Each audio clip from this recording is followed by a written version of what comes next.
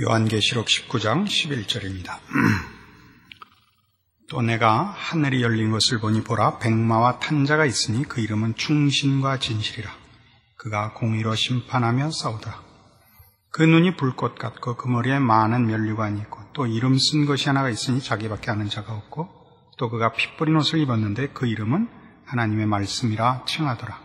하늘에 있는 군대들이 희고 깨끗한 세마포를 입고 백마를 타고 그를 따르더라. 그의 입에서 이 한 검이 나오니 그것으로 만국을 치겠고 친히 저희를 철장으로 다스리며 또 친히 하나님 곧 전능하신 이의 맹렬한 진노의 포도주 틀을 밟겠고 그것과 다리에 이름 쓴 것이 있으니 만왕의 왕이요 만주의 주라 하였더라.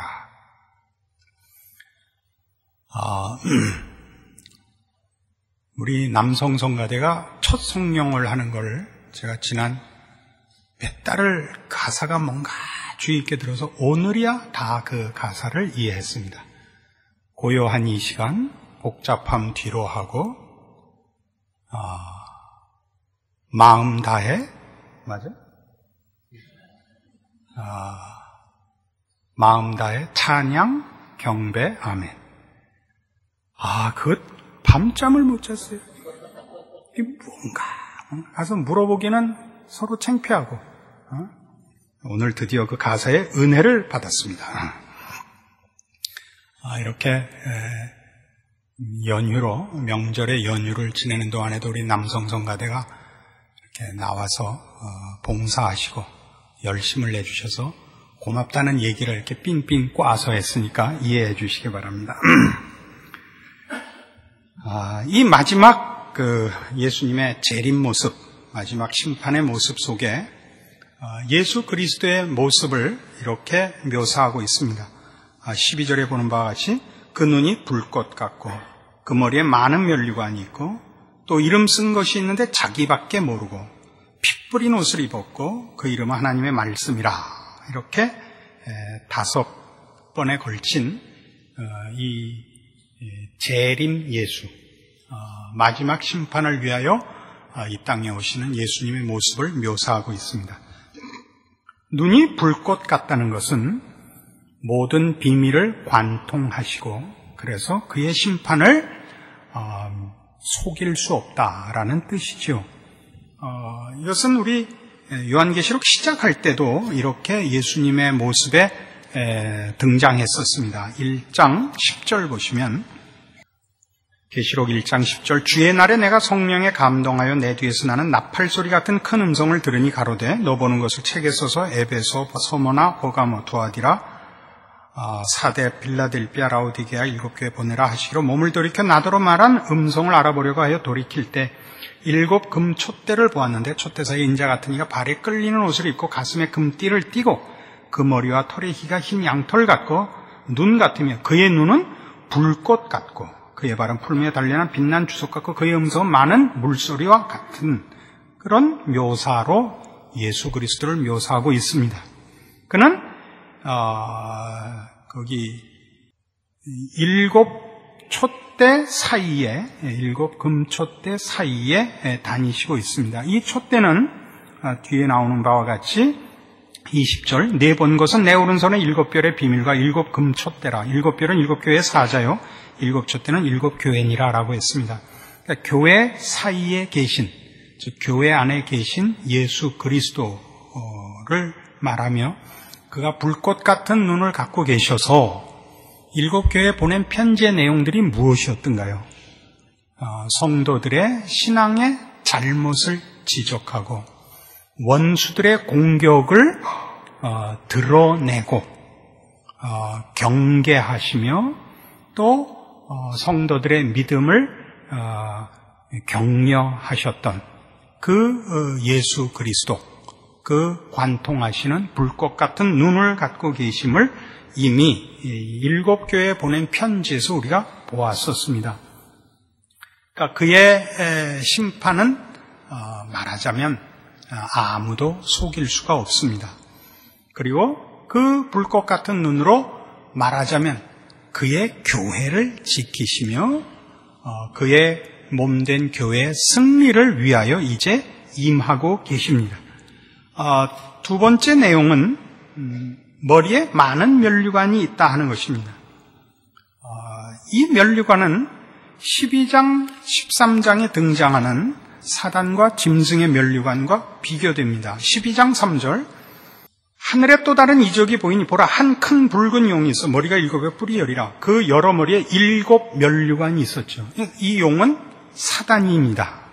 그리고 사단의 그 대행자로서 13장 1절에 내가 보니 바다에서 한 짐승이 나오는데 뿔이 열이요 머리가 7이라. 그 뿔에는 10면류관이 있고 그 머리들에는 참남된 이름들이 있더라 해서 이 짐승이 10면류관을 가지고 쓰고 있습니다. 앞에 사단이 7면류관을 쓰고 있고 여기 13장 1절에 그의 대행자인 짐승이 10면류관을 쓰고 있습니다. 이것과 대조되게 지금 예수님은 많은 면류관을 쓰고 있습니다. 즉 모든 주권과 왕위가 그리스도께만 속한 것을 말하며 그런 의미에서 사단과 짐승이 쓴 면류관은 거짓된 것이요, 약탈한 것이요, 한시적인 것을 말합니다. 한시적인 것. 그런데 우리 신앙생활을 해보면 이 한시적으로 갖고 있는 이 사단의 권세가 너무 세서 우리가 그저 휘청휘청하죠.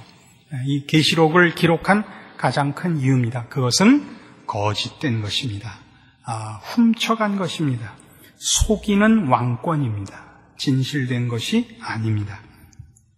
그 다음 묘사는 또 이름 쓴 것이 하나가 있으니 자기밖에 아는 자가 없다 그럽니다. 예수님이 이제 재림하러 임하시는데 이름이 있는데 그 이름을 예수님 자신밖에 모른답니다. 이것은 우리 이해하기 위해서 계시록 2장에 이해할 만한 힌트가 나옵니다.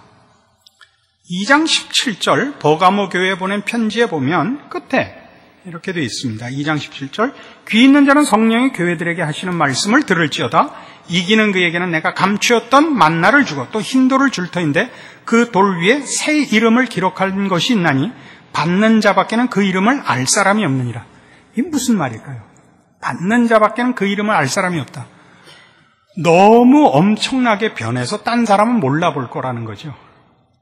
마지막에 영광의 완성으로 변화될 성도의 승리의 모습은 우리의 지금 모습과 너무 달라서 당사자만 자기가 자기인 줄 알지 누가 봐도 모른다는 거예요.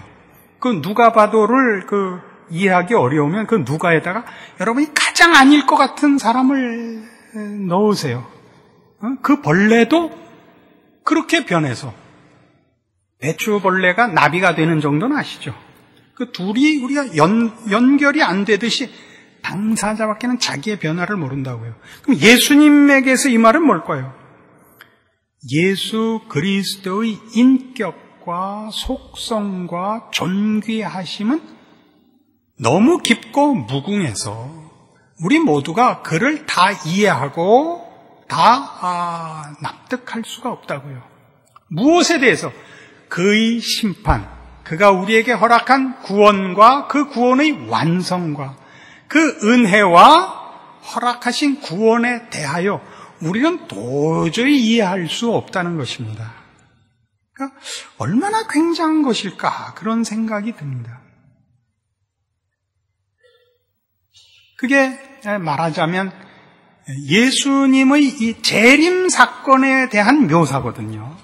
그러니까 원수들을 물리치고 대적을 멸하는 것으로만 오시는 것이 아니고 그가 십자가를 지사 자기의 백성을 만들어 하나님의 자녀로 삼은 이들의 구원의 완성을 위하여 오시는데 그게 얼마나 굉장한 것인지 그 베푸시는 구원과 주시는 승리와 그 구원의 완성의 영광이 얼마나 굉장한지 얼마나 그렇게 하시는 분인지 우리는 상상이 가질 않아서 이해를 할 수가 없어서 우리는 그 이름을 우리는 이해하지 못합니다. 이해가 되셨나요? 설명도 이해가 안 되죠. 얼마나 굉장한 건지. 어떤 이가 말하기를 우리나라에서 설교자 중에 쉬운 내용을 어렵게 얘기하는 첫 번째 목사가 저라 그럽니다. 이게 무슨 얘기냐면 지가 못 알아먹었다 그런 뜻입니다. 저야 왜 잘 안 했겠어요? 지가 못 알아먹고 나한테다가 덤터기를 씌우는 거다. 저는 그렇게 생각하고 있습니다. 그리고 피 뿌린 옷을 입었습니다. 피 뿌린 옷 그러면 우린 주께서 마지막에 오셔서 진노의 포도주 틀을 밟으시리라 라는 것 때문에 피 뿌린 옷이 자꾸 예수님의 마지막 전투, 대적을 멸하사 묻은 피를 먼저 상상하게 되는데 이건 지금 하늘이 열리고 백마탄자가 등장한 장면입니다. 아직 전쟁을 하고 있지 않습니다. 그래서 실제로 전쟁도 없습니다. 이렇게 대등하게 싸우지 않습니다. 그냥 벌하러 오시지 대등하게 싸우지도 않습니다. 언젠가 한번 설명을 드렸죠. 그래서 여기서 피 뿌린 옷은 그가 우리를 위하여 십자가를 지신 그 내용을 상징화하고 있는 것입니다. 그는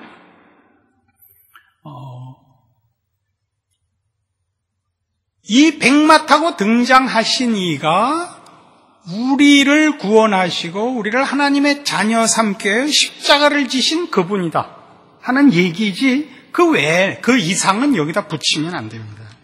우리가 지금 계시록을 해오는 동안 여러분 많은 호기심과 관심이 있는 구절들과 내용이 있으셨을 것입니다.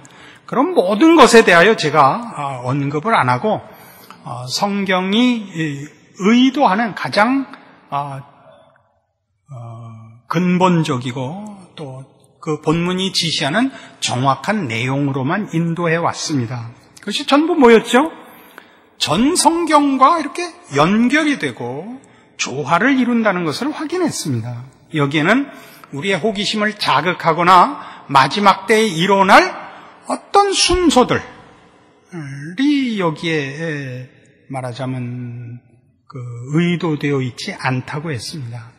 그러니까 이 이상 가는 것은 성경이 말하고 싶어하는 것이 아니라는 걸 꼭 아셔야 되고 제가 설명드리는 정도로 신앙에 대하여 위로와 확인을 받지 못한다면 그것은 계시록의 문제가 아니라 이미 복음서와 서신서에 충분히 설명되어 있는 기독교 신앙에 대하여 여러분들에게 문제가 있다 이렇게 자신을 진단하셔야 옳습니다. 이 피 뿌린 옷을 입고 오시는 이는 그가 흘리신 피, 그가 지신 십자가의 완성을 위하여 오시는 것입니다. 그는 대적을 멸하러 오시는 것으로만 등장하시는 것이 아니라 그의 백성을 그 구원의 완성으로 인도하러 오십니다. 그러니까 우리에게 종말은 결단코 두려운 날들이 아닙니다. 종말을 두렵게 얘기하는 것은 성경이 의도하는 것과 전혀 다릅니다. 여러분, 계시록에서 성도들이 하는 일은 다 뭡니까? 찬송이죠. 찬송 아니었습니까? 14만 4천이 부른 찬송. 그 허다한 무리가 부르는 찬송. 무슨 찬송? 할렐루야죠. 하나님을 찬양하라 입니다. 그가 어떻게 그의 백성들에게 구원을 베푸셨고 그 약속을 이루셨고 어떻게 놀라운 그의 약속들을 참으로 진실하게 지켰는가 하는 것들이 계시록에 등장하는 모든 성도들의 증언이요, 요구요, 격려지 무서워할 일이 없습니다. 무서워할 일이 있다면 단 하나, 이 하나님을 반대하고 허락하신 구원을 외면하는 일을 해서는 안 되겠구나. 이지 예수님께서 오시는 일은 우리에게는 기다려야 할 일이요, 기뻐할 일이요, 구해야 할 일 아닙니까? 다섯 번째는 이겁니다. 그 이름은 하나님의 말씀이라 칭하더라 라고 묘사되어 있습니다. 이 백마 타고 등장한 예수님에 대한 묘사입니다. 그 이름은 하나님의 말씀이라. 예수 그리스도가 하나님의 말씀이라고요. 이게 무슨 뜻이죠? 우리 요한복음 1장에 가면 이런 식의 표현이, 이게 사도 요한의 기록이거든요. 그러니까 이런 뭐랄까, 그 표현과 신앙적 사상에 이런 일관성이 있어 보입니다. 요한복음 1장 1절 보시면 태초에 말씀이 계시니라. 이 말씀이 하나님과 함께 계셨으니 이 말씀은 곧 하나님이시니라. 그가 태초에 하나님과 함께 계셨고 만물이 그로 말미암아 지은 바 되었으니 지은 것이 하나도 그가 없이는 된 것이 없느니라. 예수 그리스도의 인격은 하나님의 뜻입니다. 그렇다고 지금 이렇게 표현해서 예수 그리스도의 인격을 무인격화해서 무슨 개념화하거나 사상화한다는 얘기가 아닙니다. 예수 그리스도께서는 지상 생애를 사시는 동안도 내내 어떻게 하셨죠? 아버지의 뜻을 이루러 왔다 했습니다. 아버지의 뜻을 이루러 왔다. 지금 바로 그 얘기죠. 그의 이름은 하나님의 말씀이라 칭하더라 라는 이것이 곧 예수 그리스도의 이 등장이, 재림하시는 이 예수 그리스도의 등장이 하나님의 뜻을 이루기 위하여 오신 것이며, 예수 그리스도의 역할이 하나님께서 하신 약속을 이루시며 지키시는 것이라 라는 것을 여기 묘사하고 있습니다. 그래서 우리는 그 앞에 이렇게 11절 처음 장면을 열 때 또 내가 하늘이 열린 것을 보니 보라 백마와 탄 자가 있으니 그 이름은 충신과 진실이라 라고 했던 이 충신과 진실이란 말을 이제 충분히 이해할 수 있습니다. 그가 왜 충신이며 그가 왜 진실인가? 하나님의 뜻에 대하여 라는 말이 되죠. 하나님의 구원 계획에 대하여 라는 말이 되죠.